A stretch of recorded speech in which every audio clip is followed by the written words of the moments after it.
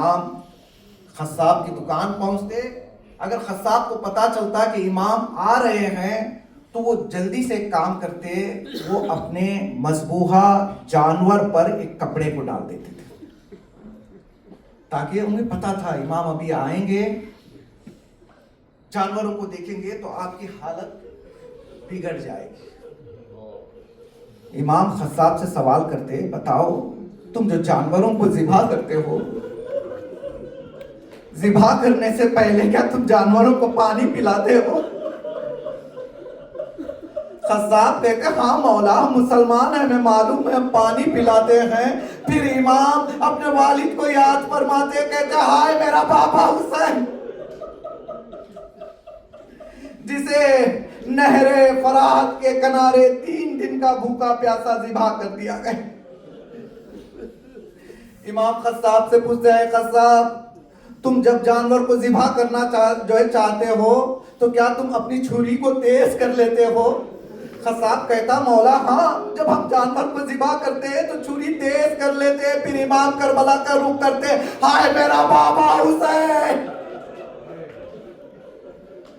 جسے کند خنجر سے 12 ضربوں میں ذبح. مدینے میں ہر حال امام اپنے بابا کو یاد کرتے رہے, مصائب کربلا لگاتار سناتے رہے. منہال امام کی خدمت پہ پہنچے, کہنے لگے مولا آپ اتنا گریا کیوں کرتے ہیں؟ چوتھے امام نے کہا, منہال تو نے انصاف نہیں کیا. یعقوب سے یہ کہ یوسف جدا ہوئے تھے اور یعقوب کو پتا تھا کہ یوسف زندہ ہے, اس کے باوجود یوسف کے فراق میں یعقوب نے اتنے آنسو بہائے کہ آپ کی بینائی چلی گئی. منہال تو کہتا ہے میں گریا نہ کروں, ارے میرے 18 یوسف کربلا میں. منہال نے کہا مولا شہادت تو آپ کے گھر کی میراث ہے, آپ اتنا گریا کیوں کرتے ہیں؟ امام نے کہا منہال تو نے انصاف نہیں کیا, شہادت ہمارے گھر کی میراث ہے. ذرا مجھے اتنا بتا دے کیا ماں بہنوں کا بے مخنا و چادر بازاروں میں جانا. امام بارہ جب بھی امام کو مصائب یاد آتے, امام کی زبان سے یہی جملے نکلتے, الشام الشام الشام. چونکہ امام نے شام میں وہ مصائب دیکھے, وہ مصیبتیں دیکھی جو امام نے دوسری جگہ پر نہیں دیکھی. مقاتل میں ملتا ہے کہ جب یہ کاروان بازار شام سے گزر رہا تھا تو چھت پر شام کی خواتین کھڑی ہوئی تھی. امام کہتے جب ہم بازار سے گزر رہے تھے تو یہ خاتون نے میرے سر پر یہ گاگ کا گولا پھینکا, ارے گولا میرے امامے پر گرا, میرا امامہ چلتا رہا, ارے میں اتنا مجبور تھا, ہاتھوں میں بیڑیاں نہیں. بازار شام سے ہوتا ہوا جب یہ کاروان باب الصاحب پر پہنچا تو امام کی ملاقات سہل ساعدی سے ہوئی. سہل ساعدی نے پوچھا مولا میں یہ کیا دیکھ رہا ہوں؟ امام نے کہا سہل باتیں بعد میں کرنا, ہو سکے تو ہم پر ایک احسان کرنا, جاؤ کہیں سے جا کر کچھ پرانے کپڑوں کا انتظام کرو. سہل نے پوچھا مولا آپ پرانے کپڑے کا کیا کریں گے؟ امام نے کہا سہل کیا تم دیکھ نہیں رہے ہو, ارے میرے گلے میں کانٹوں والا توق ڈالا گیا. ارے جب میں حرکت کرتا ہوں تو گردن سے خون جاری ہونے لگا. شاید اسی لیے مولا جب بھی مصائب کو یاد کرتے الشام الشام الشام, جب دربار میں داخل ہونے کا وقت آیا شہزادی زینب دربار کے دروازے پر بیٹھ جاتی. وہ علی کی بیٹی جسے کبھی جس کے بالوں کو سورج نے بھی نہ دیکھا ہو, اس علی کی بیٹی سے کہا جا رہا ہے جس دربار کی آئینہ بندی ہوئی ہے, جہاں 700 کرسی نشین بیٹھے ہوئے ہیں, زینب جائے تو کیسے جائے؟ زینب دروازے پر بیٹھ گئی, لاکھ کوشش کی گئی, زینب آگے نہ بڑھی, ظالم میں تعزیانہ لیتا ہے سید سجاد کے قریب. اے سید سجاد اپنے پھوپھی سے کہو وہ دربار میں چلی جائے ورنہ تمہاری زخمی پشت ہوگی, ہمارا تعزیانہ ہوگا. امام پھوپھی کے قریب جاتے ہیں, ہاتھوں کو جوڑتے ہیں, اے پھوپھی اماں اب سجاد میں طاقت نہیں, اب دربار میں کیوں نہیں جاتی؟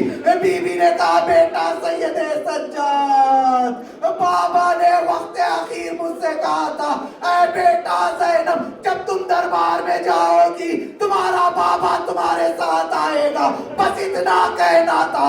زینب نے یہ احساس کیا کسی نے زینب کے بازو کو تاما, زینب نے یا علی کہا اور شرابیوں کے مجمع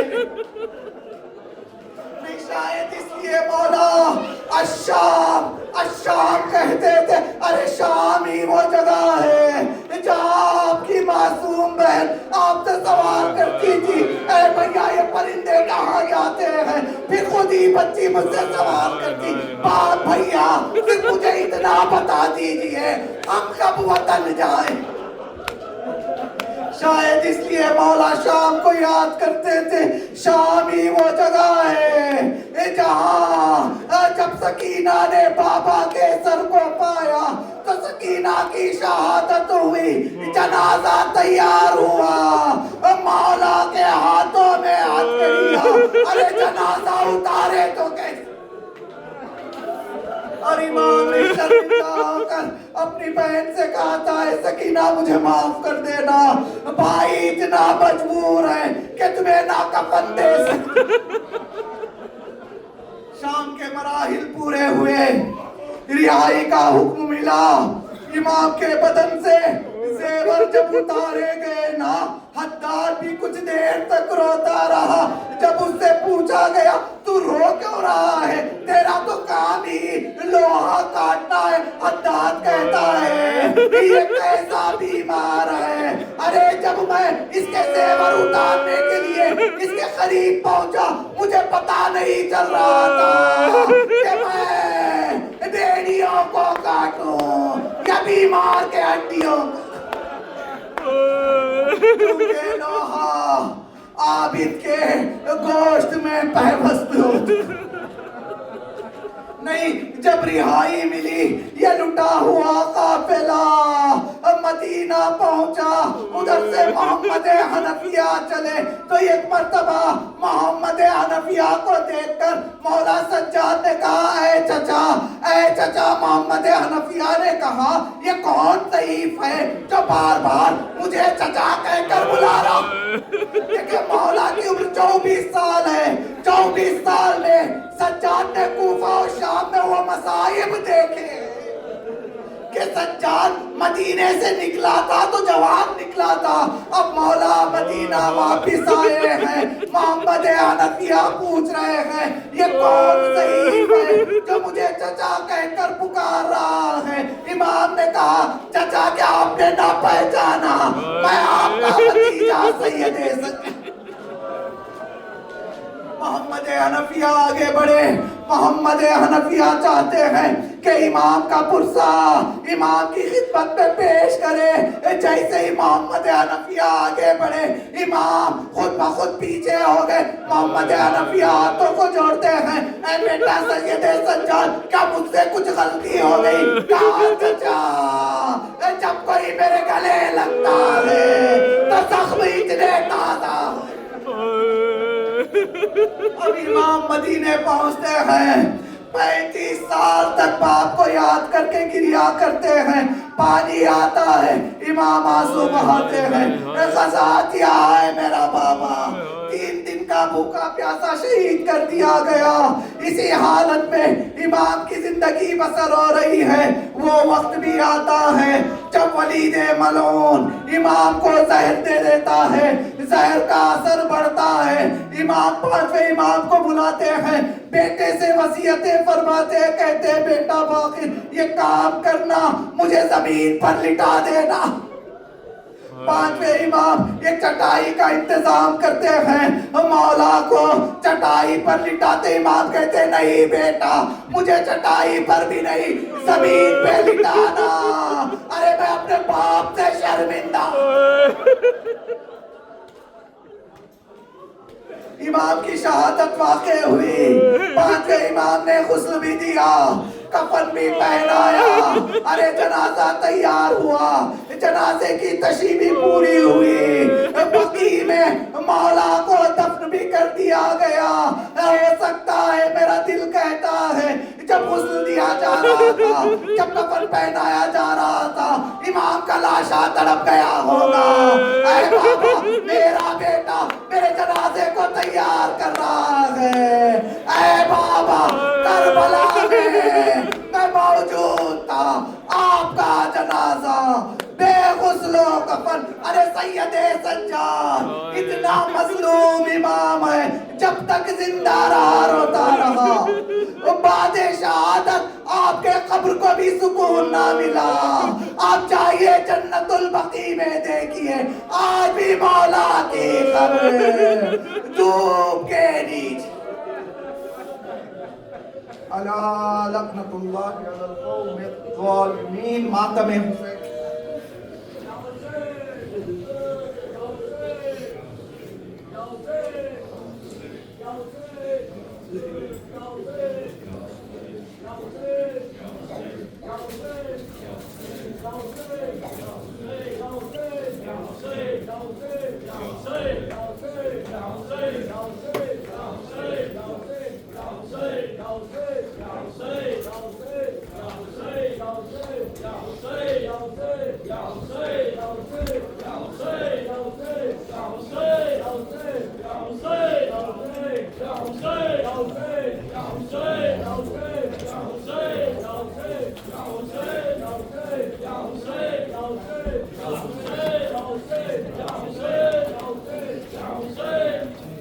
پھر فاطمہ کے گھر میں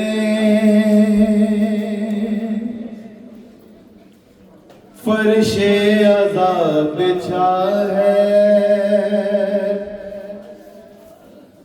بیمار کربلا کا تابوت اٹھ رہا ہے۔ پھر فاطمہ کے گھر میں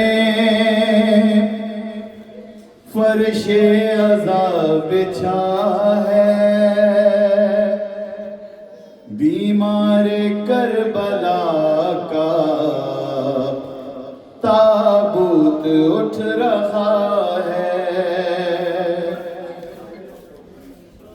زیر کفن بھی اس کی آنکھوں سے خون ہے جاری، یاد آ رہی ہے غربت سجاد کو بدر کی، روزے سے مصطفیٰ کے اعلان ہو رہا ہے، بیمار کربلا کا تابوت اٹھ رہا ہے۔ باقر سے کہہ رہا تھا سادات کا گھرانہ، پہلو میں نہ جا کے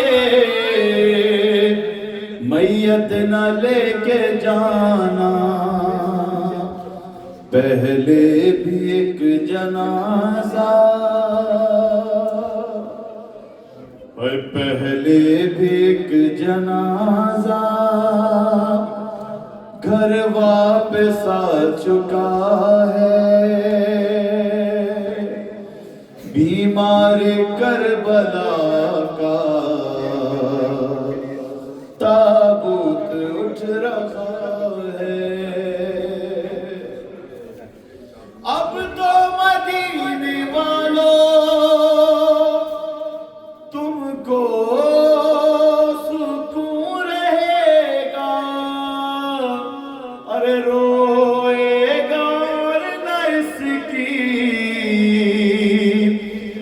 آنکھوں سے خون بہے گا.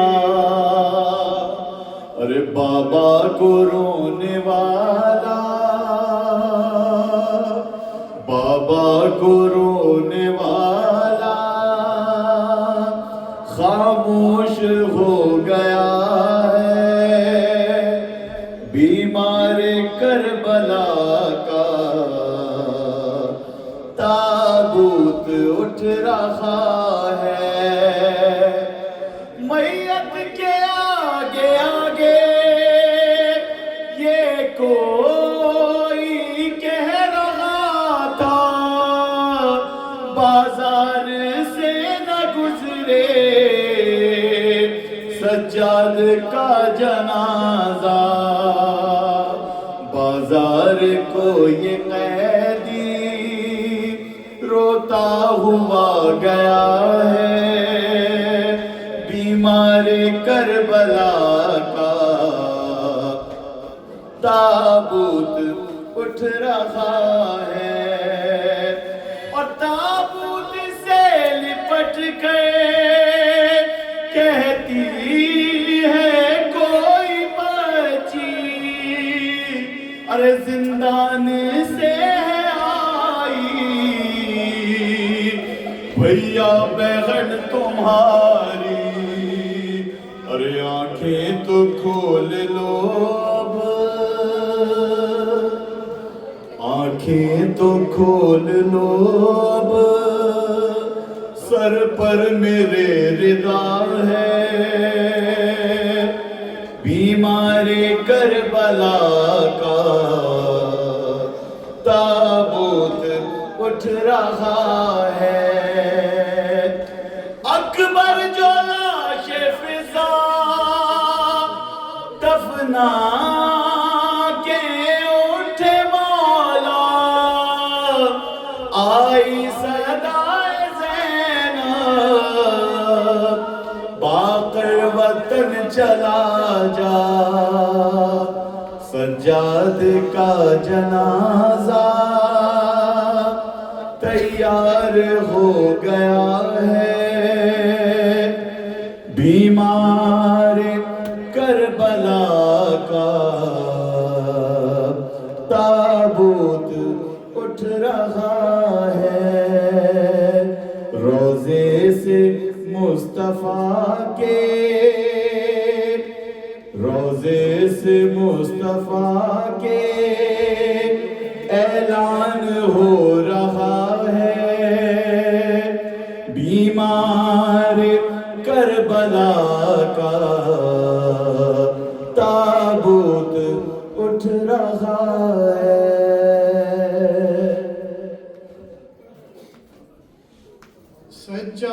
سجاد رہائی پا کر بھی،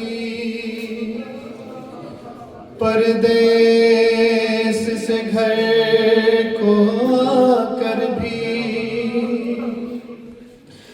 جب عشق بہاتے رہتے تھے زینب سے دکھ دیکھے نہ گئے. ایک راز تڑپ کر پوچھا سجاد تو کب تک روئے گا. اس وقت میرے مولا نے کہا، اس وقت میرے مولا نے کہا، اماں ہے اپنے مقدر پر صغرا کے سوالوں پر کیوں نہ روئے سجاد، کیوں نہ روئے سجاد، کیوں نہ روئے سجاد. اے بھی انصاف تو کر، نیزے پہ جو دیکھے باپ کا سر، ہو سات سفر میں وہ جس نے چیرا تھا علی اکبر کا جگر، ہو سات سفر میں وہ جس نے چیرا تھا علی اکبر کا جگر، دلوں کی سزا ملتی ہو جہاں، بچوں کو اشک بہانے پر کیوں نہ روئے سجاد، تم چھپ چھپ کر کیوں روتی ہو، میں روؤں تو کیوں کہتی ہو، رویا نہ کرو اے لال میرے، بھائی کو گوا کر بیٹھی ہوں، معصوم بہن کو زندہ میں جو چھوڑ کے تنہا آیا گھر، کیوں نہ روئے سجاد، نیزے سے گرا عباس کا سر، میں دیکھ چکا ہوں وہ منظر، دربار میں کیوں مر نہ گیا، جب نام تمہارا لے کہتا تھا لئی زینب ہے کہاں، لے آؤ یہاں پر بے چادر، کیوں نہ روئے سجاد، سب قتل ہوئے میں زندہ تھا، بیمار صحیح لڑ سکتا تھا، اور شرمندہ ہوں میں اصغر سے، شرمندہ ہوں میں اصغر سے، وہ تیر ستم سے لڑ تو گیا، وہ تیر میرے کیوں کر نہ لگا، جس تیر سے گھائل تھا اصغر، کیوں نہ روئے سجاد،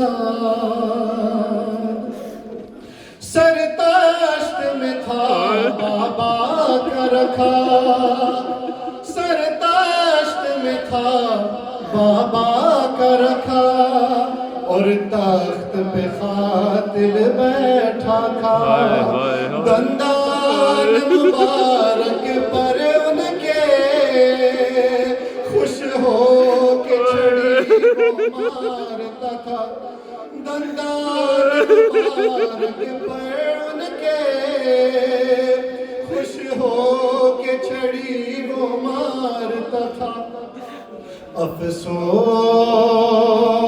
افسوس میں کچھ بھی کر نہ سکا، اب تک ہے اسی سے درد جگر، کیوں نہ روئے سجاد،